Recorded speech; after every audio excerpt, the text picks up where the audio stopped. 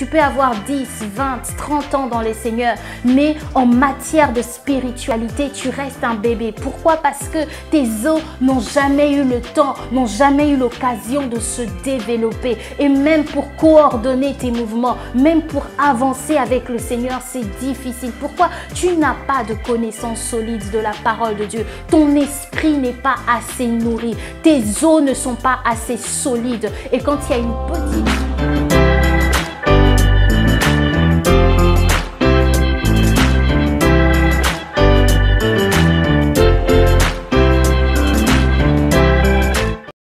Hello, hello, je suis Rituel, bienvenue sur ma chaîne. On se retrouve aujourd'hui pour une nouvelle vidéo sur pourquoi tu devrais encore plus lire ta Bible. Avant toute chose, je voudrais poser déjà cette base. La méditation de la parole de Dieu n'est pas une option de la vie chrétienne, mais c'est une nécessité. Je dirais même plus que c'est vital, vital pour ta foi, vital pour ta croissance. En l'homme, il y a trois parties. Il y a l'esprit, il y a l'âme et il y a le corps. Et lorsque tu donnes ta vie à Christ, le Saint-Esprit vient habiter en toi. Non pas dans ton corps, non pas dans ton âme, mais dans ton esprit. Si ton corps se nourrit des poissons, des fruits, des légumes, ton esprit, lui, se nourrit de ça. La parole de Dieu. Je voudrais très rapidement faire un parallélisme entre ce qui se passe dans ton corps lorsque tu ne le nourris pas assez, lorsque tu ne le nourris pas suffisamment, et ce qui se passe dans ton esprit lorsque celui-ci n'est pas suffisamment nourri. La Bible nous dit que les choses visibles tirent leur origine de l'invisible, et tu verras qu'il y a des très fortes similitudes entre les deux situations. Premièrement, l'une des conséquences de la dénutrition ou d'une sous-alimentation, c'est que cela fragilise tes os. Et le rôle principal des os, c'est de pouvoir soutenir ta structure corporelle, de pouvoir protéger tes organes internes et faciliter les mouvements. Et ce qui se passe lorsque tu ne te nourris pas assez, tu deviens vulnérable face à un petit choc. Un petit choc peut facilement briser tes os, peut facilement casser tes os. Et de même spirituellement, lorsque tu ne nourris pas assez ton être intérieur, tu ne nourris pas assez ton esprit par la parole de Dieu, ce qui se passe, c'est que tu deviens un chrétien fragile, tu deviens un chrétien instable, tu deviens un chrétien ballotté dans tous les vents de doctrine. En fait, tu n'as aucun fondement. Ta connaissance de la parole n'est pas assez solide pour te permettre de coordonner tes mouvements. Et donc, tu vas partout là où le vent t'amène. Tu n'es pas en mesure de juger des enseignements que tu reçois parce que tu n'as pas assez de profondeur dans la connaissance de la parole. Et au final, d'ailleurs, la seule connaissance de la parole que tu as, c'est ce que tu entends les autres dire. C'est que tu entends peut-être ton pasteur ou ton père spirituel ou quelqu'un d'autre prononcer. Mais tu n'as pas le temps de te faire ta propre opinion sur la parole de Dieu. Tu peux avoir 10, 20, 30 ans dans les Seigneurs, mais en matière de spiritualité, tu restes un bébé. Pourquoi? Parce que tes os n'ont jamais eu le temps, n'ont jamais eu l'occasion de se développer. Et même pour coordonner tes mouvements, même pour avancer avec le Seigneur, c'est difficile. Pourquoi? Tu n'as pas de connaissance solide de la parole de Dieu. Ton esprit n'est pas assez nourri. Tes os ne sont pas assez solides. Et quand il y a une petite situation, il y a quelque chose qui arrive, très rapidement, tu abandonnes. Très rapidement, tu te casses, tu te brises à l'intérieur. Une autre conséquence de la dénutrition ou de la sous-alimentation, c'est la fatigue. C'est la fatigue parce que ton corps n'arrive pas à tirer l'énergie nécessaire pour bouger, pour respirer, pour réfléchir. Parce que cette énergie, elle devait la puiser dans les calories qui sont contenues dans la nourriture. Mais lorsque ton corps n'est pas assez nourri, elle n'arrive pas du coup à puiser ces calories. Et donc, ce qui se passe également spirituellement, c'est que lorsque ton esprit n'est pas assez nourri, il s'affaiblit, il s'épuise. Et ce qui se passe ensuite, c'est que tu n'as plus la même énergie pour faire ce que tu faisais avant. Tu n'as plus la même énergie pour faire des choses aussi simples que tu faisais avant. Les choses comme respirer, comme réfléchir, ce sont des choses que tu fais naturellement. Mais de plus en plus également spirituellement, lorsque ton esprit s'affaiblit, lorsque ton esprit s'épuise, s'épuise parce qu'il n'est pas nourri, ce qui se passe, c'est que même des simples choses de la vie chrétienne que tu devais faire, comme prier, aller à l'église, passer du temps dans la présence de Dieu, méditer même la parole, tu n'arrives plus à les faire. C'est comme si en toi, tu as une sorte de lassitude. Et quand tu arrives à ce point, en fait, ce qui se passe, c'est que ton esprit devient faible. Quand ton esprit devient faible, c'est ta chair qui devient forte. Et tu deviens ce que la Bible appelle des chrétiens charnels. C'est-à-dire que tu prends le charnel en toi. Ta chair prend le dessus sur le côté spirituel. Tu arrives à un niveau où, pour aller à l'église, tu commences à consulter ta chair. Tu te demandes, est-ce que j'ai envie d'y aller? Est-ce que j'ai pas envie d'y aller? Pour faire quelque chose, pour prendre des décisions spirituelles, tu te bases sur ton ressenti.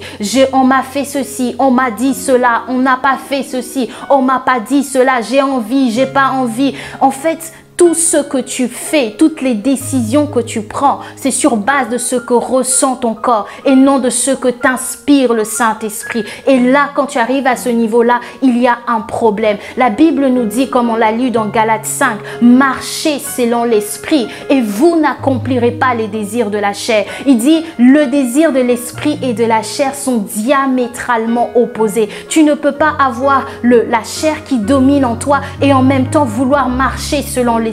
C'est soit tu suis les désirs de la chair, soit tu te soumets au désir du Saint-Esprit, à la volonté de Dieu en toi. Les deux, tu ne peux pas avancer avec les deux en même temps. Une autre conséquence de la dénutrition, c'est que cela crée des problèmes d'infertilité. Les recherches scientifiques ont démontré qu'une sous-alimentation ou une mauvaise alimentation avait un impact sur les capacités de reproduction des hommes et des femmes. Et en tant qu'enfant de Dieu, le Seigneur t'a appelé à porter du fruit. Tu es appelé à porter du fruit. Les capacités, les potentiels que Dieu a mis en toi et ce que Dieu veut faire au travers de toi est énorme, sont énormes. Et si ta connaissance de la parole de Dieu est limitée, cela va limiter également ton champ d'action, ton périmètre d'action et ce que Dieu veut faire au travers de toi. Peut-être que les capacités que Dieu a mis en toi, c'est de produire 100, c'est de produire 200, c'est de produire 300. Mais aujourd'hui, tu te retrouves à produire 10, à produire 20.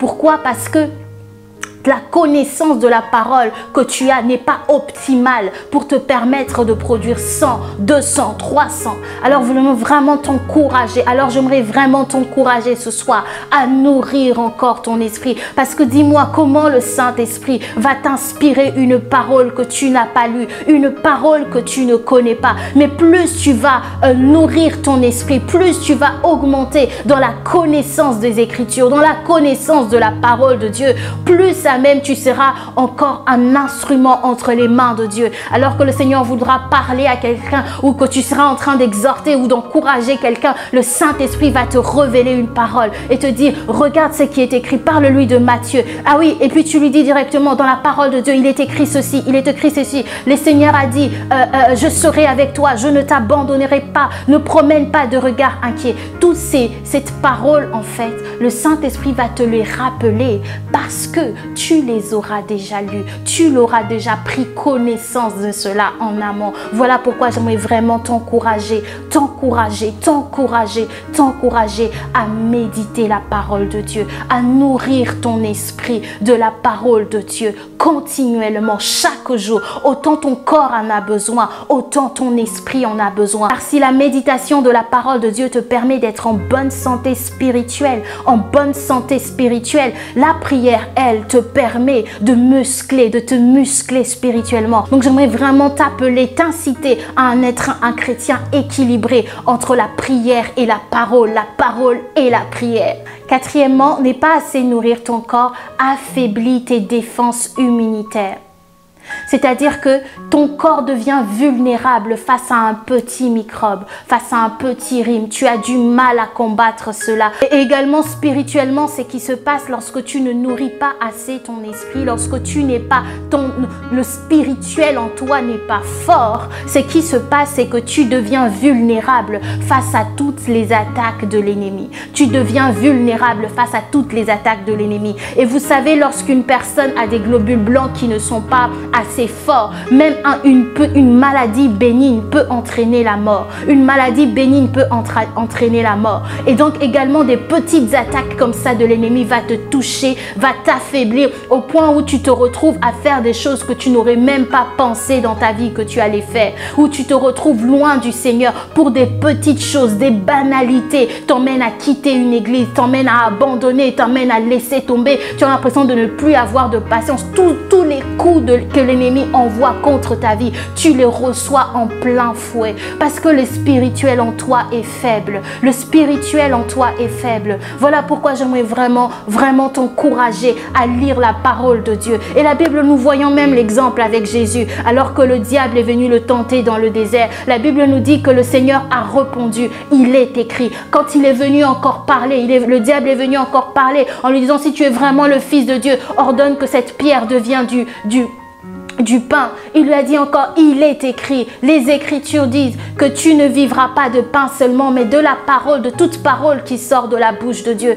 Le Seigneur qui est le modèle parfait, notre Seigneur qui est le modèle parfait, a répondu aux attaques de l'ennemi par la parole. Et d'ailleurs, la Bible nous dit que le Seigneur nous a mis à notre disposition des armes spirituelles dans le livre d'Éphésiens. Et devant comme ça les attaques de l'ennemi, tu seras à même, tu seras à mesure de riposter avec les armes spirituelles que Dieu t'a données. Mais si tu n'as même pas connaissance qu'elles existent, si tu ne sais même pas qu'elles existent, comment est-ce que tu pourras les utiliser? Comment est-ce que tu seras à même de pouvoir les utiliser? Alors j'aimerais vraiment, alors que je vais m'arrêter par là, t'encourager vraiment à méditer la parole de Dieu, à nourrir ton esprit, à ressentir la faim qui est en toi par rapport aux Écritures, par rapport aux choses de Dieu. Et cette faim peut se manifester simplement par cette voix que tu entends. Le Saint-Esprit qui te dit: lève-toi, que ce soit au milieu de la nuit, que ce soit pendant ta pause à midi, qui te dit: prends la parole, lis,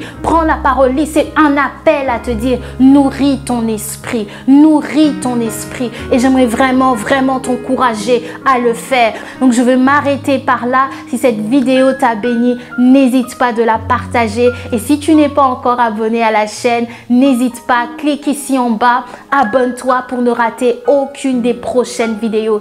Comme je le fais dans toutes mes vidéos, j'aimerais prier avec toi et te donner l'opportunité d'accepter Jésus comme ton sauveur et comme ton Seigneur. Même si tu vas déjà à l'église, même si tu es né dans une famille chrétienne, mais si personnellement tu n'as pas encore pris cette décision, tu n'as pas encore fait ce choix, j'aimerais vraiment t'encourager à le faire de tout ton cœur. Donc je vais prier avec toi et je te demanderai simplement de répéter ces paroles avec moi, après moi, et nous allons prier ensemble. Seigneur Jésus, je viens vers toi tel que je suis. Je t'accepte aujourd'hui comme mon Seigneur et comme mon Sauveur. Je crois que tu es mort et que tu es ressuscité pour moi. Et aujourd'hui, je te donne ma vie.